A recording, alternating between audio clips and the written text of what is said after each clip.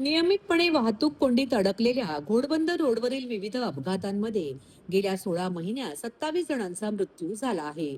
त्यामुळे या मृत्यू मार्गाला वीर चिमाजी अप्पा यांचे नाव देऊन त्यांचा अवमान का करता, असा संतप्त सवाल करून या रस्त्याचे नामांतर यमलोक मार्ग असे करावे, असा उपरोधिक टोला राष्ट्रवादी काँग्रेस शरदचंद्र पवार पक्षाचे जिल्हाध्यक्ष मनोज प्रधान यांनी केला आहे. उपमहापौर कृष्णा पाटील यांनी घोडबंदर रोडला वीर चिमाजी अप्पा यांचे नाव देण्याची मागणी केली आहे. मृत्यूचा सापळा बनलेल्या या रस्त्याला नाव मराठा सैन्याच्या महान सेनापतीचे नाव देणे हा त्यांचा अवमान असल्याची टीका मनोज प्रधान यांनी केली आहे. प्रधान म्हणाले, वीर चिमाजी अप्पा हे मराठा साम्राज्याचे एक महान सेनापती आणि थोरले बाजीराव पेशवे यांचे धाकटे बंधू होते. पोर्तुगीजांच्या जुलमी सत्तेतून ठाणे आणि वसईचा किल्ला मुक्त करून त्यांनी मराठा साम्राज्याचा विस्तार करण्यात अत्यंत महत्वाची भूमिका बजावली होती. विशेष म्हणजे ठाण्यातील घोडबंदर गावाजवळ ककाबे दी तन्ना नावाचा किल्ला पोर्तुगाजांनी बांधला होता. या ठिकाणी पोर्तुगीज हे अरब लोकांसोबत घोड्यांचा व्यापार करत असे. त्यामुळे या जागेला घोडबंदर हे नाव पडले. चिमाजी अप्पांच्या नेतृत्वाखालील मराठा सैन्याने या किल्ल्याला वेढा घालून 1737 मध्ये पोर्तुगीजांकडून हा प्रदेश ताब्यात घेतला. एकूणच पाहता या परिसराला वीर चिमाजी अप्पा यांच्या शौर्याचा इतिहास आहे. पोर्तुगीजांच्या जुलमातून मराठी माणसाची मुक्तता करण्यासाठी चिमाजी अप्पा यांनी लढा दिला होता. मात्र आता सत्तेवर असलेल्यांनी पोर्तुगीज आणि ब्रिटिशांप्रमाणेच घोडबंदर वासियांवर विविध माध्यमातून अन्याय करण्यास सुरुवात केली आहे.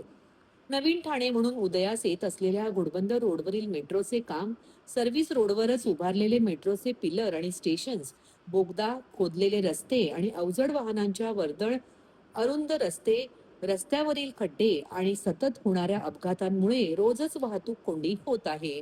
कापूरबावडी, माजिवडा, गायमुख आणि मानपडा येथे कोंडीची मोठी समस्या आहे. त्यातून ठाणेकरांचे हालच होत आहेत. वीर चिमाजी अप्पा हयात असते तर त्यांना आपल्याच जनतेचे हे हाल पाहावले नसते. त्यांनी पुन्हा एकदा ठाणेकरांचे हाल करणाऱ्यांवर आपली तलवार उगारली असती. त्यामुळे अशा रस्त्याला चिमाजी अप्पांचे नाव देऊन त्यांचा अवमान करण्याचा काय अधिकार आहे, असा संतप्त सवाल मनोज प्रधान यांनी केला आहे. या मार्गावर वारंवार होणारे अपघात, त्यात मृत्युमुखी पडणारे ठाणेकर आणि जायबंदी होणारी माणसे पाहता या रस्त्याचे खरे नाव यमलोक मार्ग असेच असायला हवे. त्यातून विकासाच्या नावाखाली शहराला सूज आणणाऱ्या प्रवृत्तीला अक्कल येईल, असा टोलाही प्रधान यांनी लगावला. माझे जुने मित्र ठाण्याचे उपमहापौर कृष्णा पाटील यांनी चिमाजी अप्पांच्या नावाने घोडबंदर रोडचं नामकरण करावं असं एक पत्र महापौरांना तर दिलंच आहे, पण मुख्यमंत्री आणि उपमुख्यमंत्र्यांनाही दिलंय. सर्वात प्रथम म्हणजे त्यांचे आभार मानायला हवे की आज कमीत कमी या घोडबंदर रोडचा उल्लेख तरी झाला सत्ताधाऱ्यांकडनं. घोडबंदर रोडवर सांगायचं झालं तर गेले 16 महिन्यामध्ये 27 लोक मरण पावलेत ऍक्सिडेंट्समध्ये. त्यामुळे कोणीतरी त्यांचा विचार तरी केला. पण माझं एक सल्ला आहे या प्रशासनाला की ह्याचं नाव यमाच्या नावाने आपण देऊया, यममार्ग. चिमाजी अप्पांच्या नावाने देऊन फायदा काय? आज जर त्या रस्त्यावरनं चिमाजी अप्पांना आत्ता द्यायची वेळ आली असती ना, तर त्यांना 4 तास लागते रस्ते घोड्यावर जायला. आणि घोड्याचाच मार्ग आहे, अशाच पद्धतीने तो रस्ता बनलेला आहे. तुम्हाला जर खऱ्या अर्थाने सांगायचं तर ते जगात जिथे झालेलं नसेल ते या ठाणे शहरात घोडबंदर रोडवर झालंय. ते म्हणजे हायवे आणि सर्व्हिस रोडचं अमलगमेशन. असं जगात कुठे झालं नसेल की शहराच्या मध्यभागी हे अशा प्रकारचा हायवे विदाऊट सर्व्हिस रोड बनलाय. आणि त्याच्यामुळे हा मार्ग खऱ्या अर्थाने एक यम तिथे नांदत असतो अशी माझी भावना आहे. आणि ह्याचं नाव आता चिमाजी अप्पांसारख्या एका थोर म्हणजे बाजीराव पेशव्यांचा धाकटा भाऊ, त्याच्या शौर्याच्या गाथा आपण सगळ्यांना ऐकलेल्या आहेत.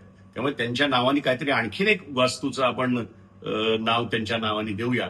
पण ह्या घोडबंदर रोडला इथे घोड्यांचा बाजार व्हायचा म्हणून तो घोडबंदर रोड, अरब इथे यायचे घोडे घ्यायला म्हणून तो घोडबंदर रोड, आता हा यमाचा येणार जाणाराचा मार्ग आहे. जो रोज घरातनं निघतो तो रात्री घरी पोचेल की नाही हा संभ्रमच असतो, खऱ्या अर्थाने पोचेल की नाही.